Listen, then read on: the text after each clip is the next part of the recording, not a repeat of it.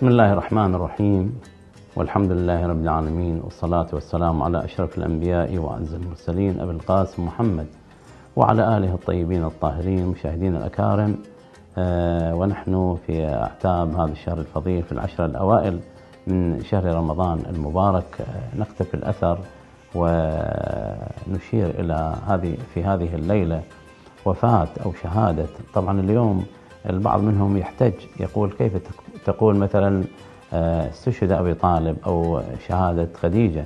يقول النبي صلى الله عليه وآله: من مات على حب محمد وآل محمد مات شهيدا مات مغفورا له. فالسيدة خديجة لها موقف، يقول: ما استقام الدين ولا قام إلا بأموال خديجة وسيف علي بن أبي طالب. هذه المرأة المعطاء التي أعطت ما تملك، حسب ما ينقلون هنالك 12 بنجا، كل بنك العراق فيه 4 أو 5 بنوك، 12 بنجا. كل هاي الأموال الطائلة قدمتها إلى النبي لأن بدأ الإسلام ضعيفا، وفعلا السيدة خديجة صاحبة الثراء الكثير التي ورثت هذه الأموال من أبيها أسد.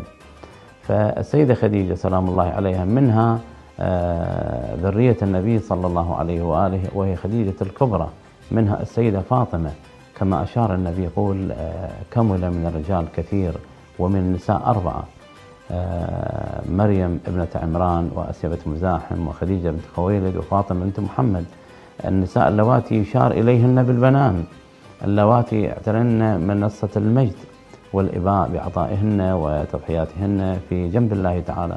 فالسيدة خديجة سلام الله عليها عندما اختارها النبي صلى الله عليه وآله، القسم يقول خديجة كانت متزوجة، لا، خديجة كانت باكرا. قسم يقول لها من العمر 28 عاما، والقسم الآخر يقول 25 عاما.